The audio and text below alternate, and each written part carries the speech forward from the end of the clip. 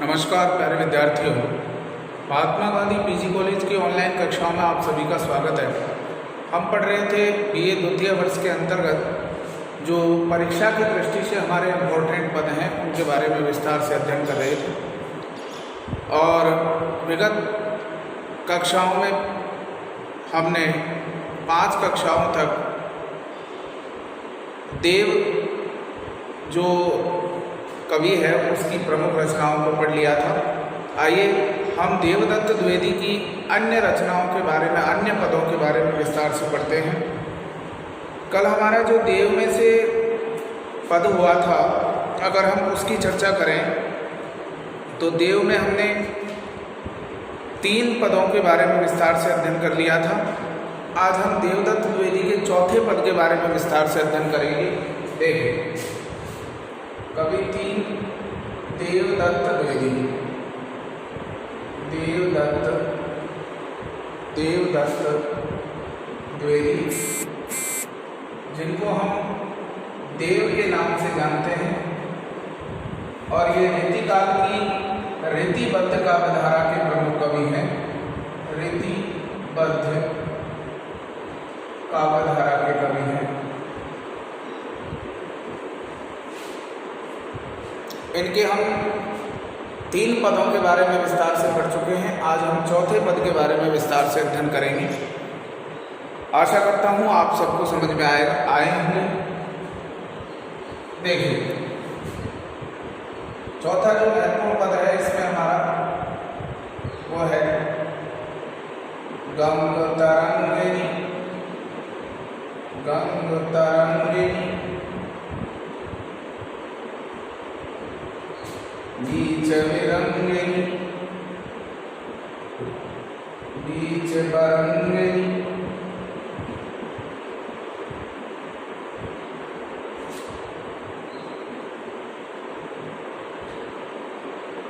ठाड़ी करे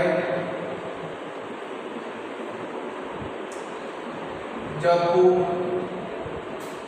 रूप उदोती, रूप उदोती, देव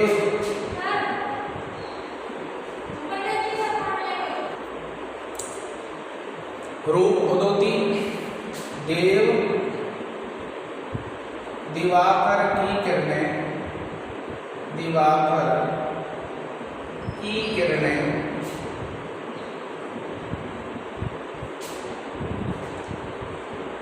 विकसे विकसे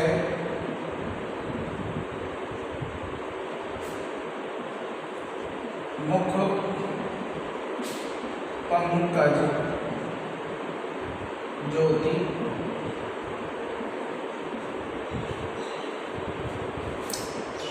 नीर भरी निचुरे तल में,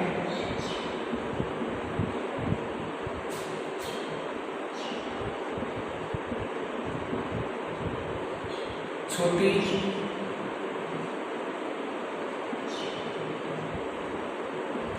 के छलके मनो मांगती होती,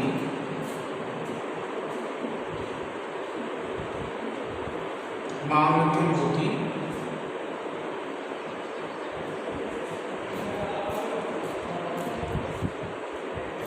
बिजुली से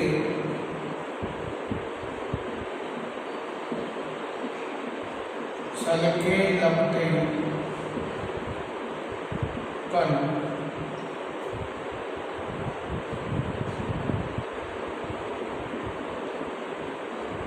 कज्जल से, जल की जगह कंचन आएगा, कंचन से अंग उज्ज्वल होती। आइए इसकी हम बात करें। ये परीक्षा की दृष्टि से बहुत ही इम्पोर्टेंट पद है हमारा। गंग तरंगिनी बीच बरंगिनी ठाड़ी करे जप रूपे उदोती। देव दिवाकर की किरणें निकसे मुख पंकज ज्योति। नीर भरी निचुरे अलके छुटके छलके बनो मांगते मोती। बेजुल से झलके लपटे कंचन से अंग उज्ज्वल धोती। आइए यहाँ हम देखते हैं, इसमें कवि देव ने गंगा में स्नान करती हुई स्त्रियों के सौंदर्य का बहुत सुंदर वर्णन किया है।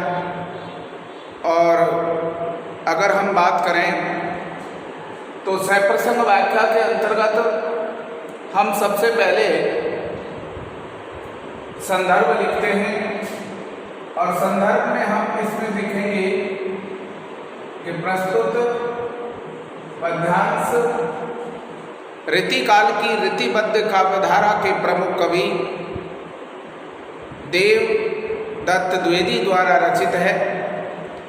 फिर इसके बाद हम प्रसंग लिखेंगे, और प्रसंग में हम लिखेंगे कि प्रस्तुत पद्यांश में कवि देव ने गंगा की धारा में स्नान करती हुई स्त्रियों के सौंदर्य का बहुत सुंदर वर्णन किया है।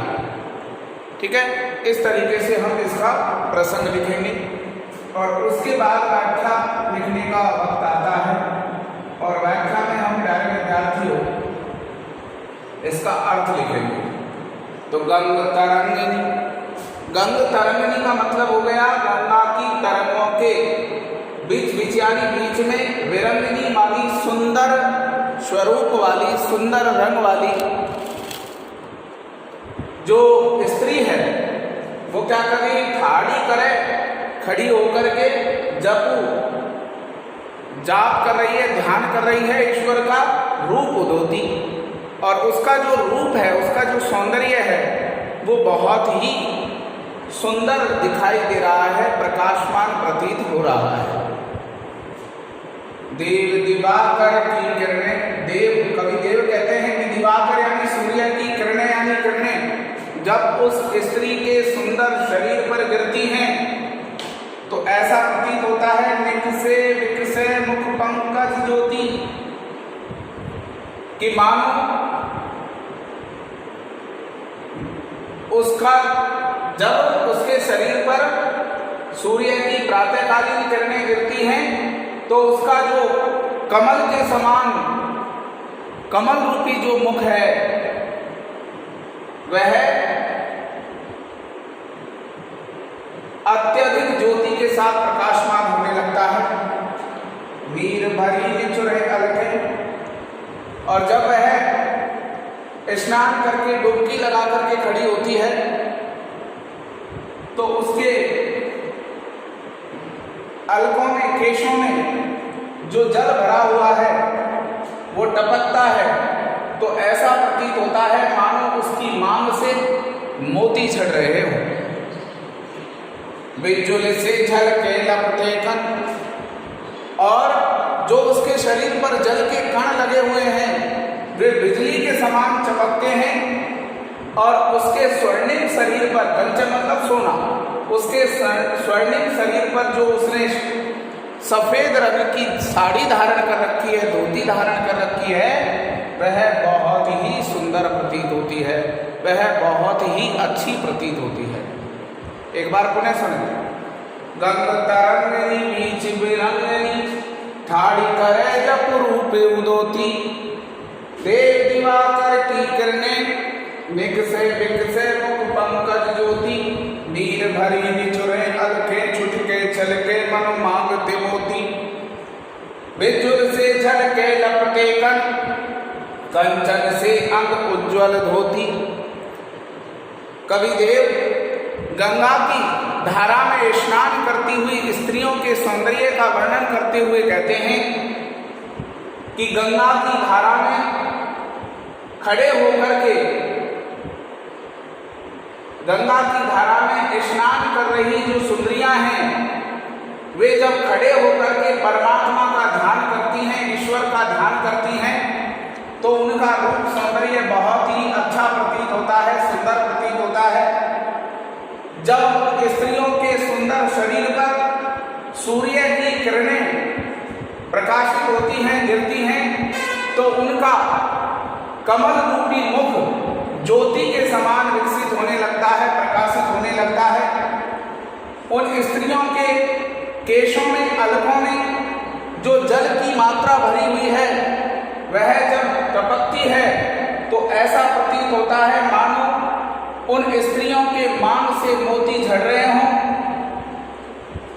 तथा उन स्त्रियों के स्वर्णिम शरीर पर जो जल के कण हैं, वे सूर्य की किरणों के प्रकाश के कारण चमकते हुए प्रतीत होते हैं, तथा उन स्त्रियों के स्वर्णिम शरीर पर सफेद रंग की धोती बहुत ही सुंदर प्रतीत होती है। यह हम इसकी व्याख्या करते हैं। विशेष की अगर हम बात करें तो विशेष में सबसे पहले भाषा ब्रज है। छंद की बात करें तो सवैया है। रस की बात करें तो भक्ति रस है। गुण की बात करें प्रसाद गुण।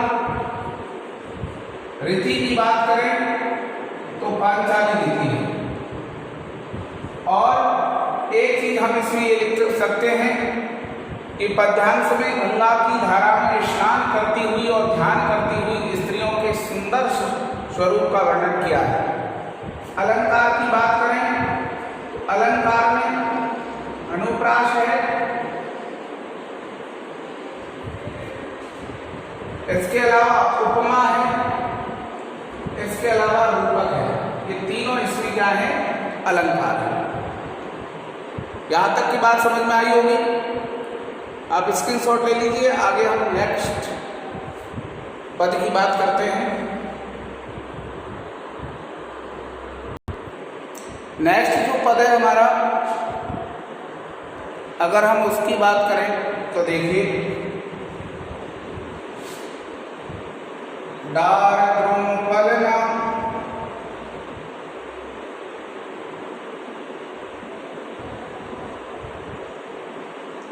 बिछोना नव पल्लव के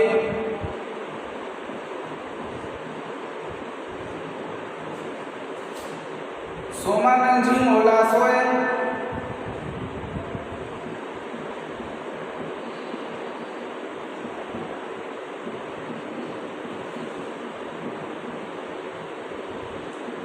तन छवि भारी दे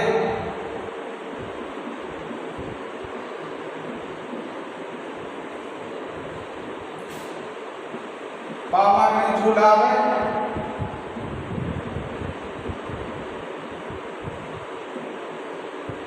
केटी कीर बतरावे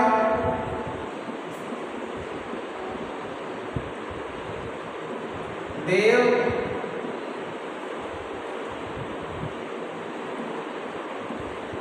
कोकिल हलावे होलसावे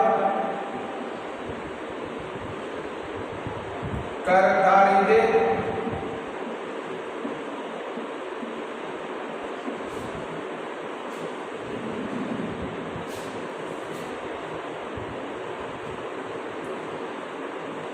पूरित पराग सो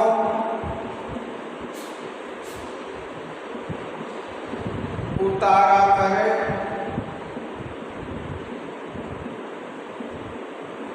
राइलो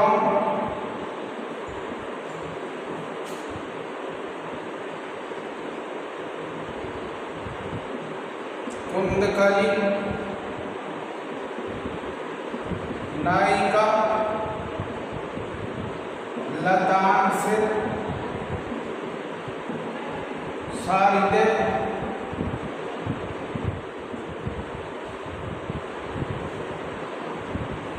मदन मही जिनको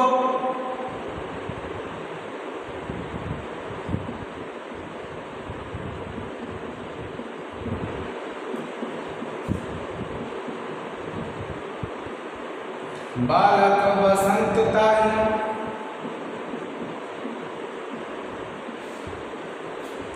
प्रातः ही जगावत,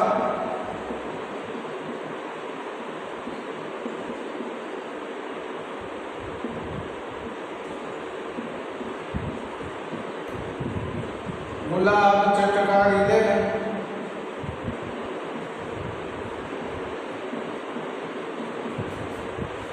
ठीक है, एक हमारा जो है ये पद भी परीक्षा की दृष्टि से बहुत इंपॉर्टेंट है। आइए हम इसकी बात करते हैं।